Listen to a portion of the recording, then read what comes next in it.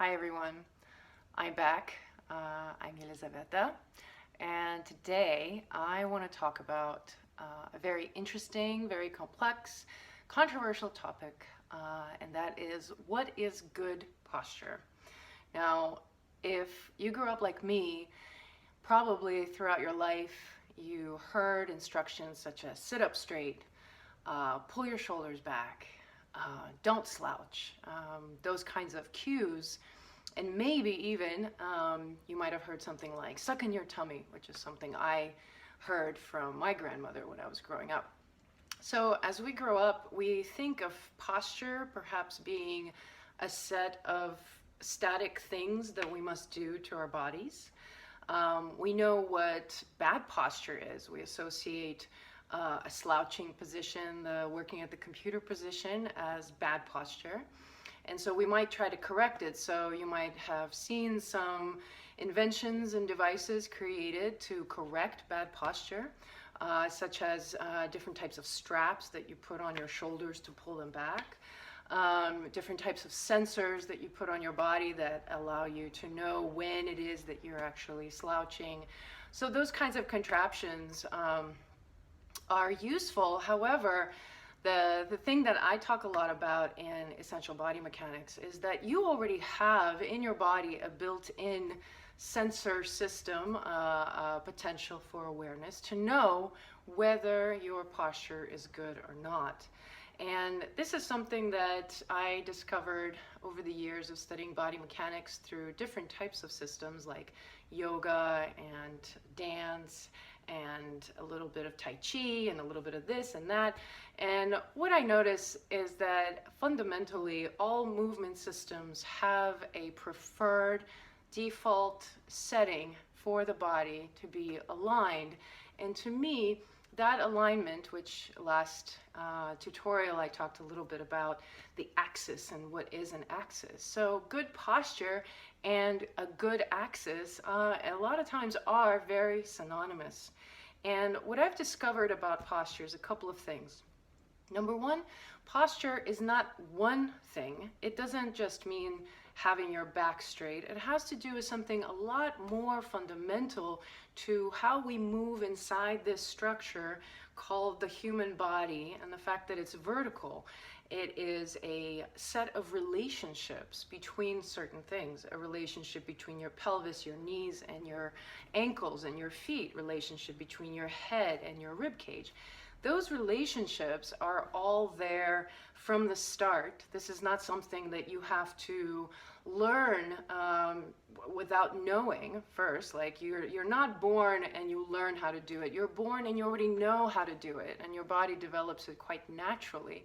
And somewhere along the way, if you are fortunate enough to grow up in Western society, you probably experienced by age 6, you had to sit a lot in chairs. And something like this begins to play a little bit with our natural tendencies of posture, and it begins to change things. So once we add in sitting at desks, writing a lot, or working on the computer, or driving a lot, now we've introduced external influences that are going to change some of these relationships.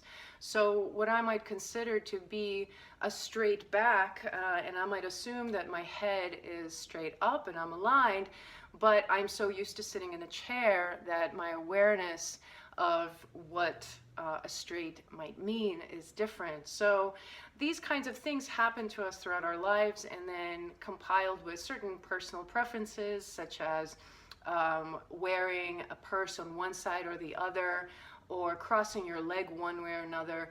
All of those things over time create certain relationship differences in the body, and so we have these habits that we develop. So number one thing about posture to know, which is something that I focus a lot in my work privately and in my group sessions, is that posture, good posture, is a set of relationships between things, and that is something that is there to be known by you. That is something that your body wants to come back to. So if you have an issue with posture, your body is not defective. There's nothing wrong with you. There is a way to figure out what's going on. Now, the second thing that is very important about posture, and so if you happen to dance tango, this is something that's going to be extremely relevant for you to remember, and that is posture is a very dynamic activity. It is not something static. It is not something that you set once and then not think again. As I always say, and I didn't come up with this is an architectural concept, form follows function.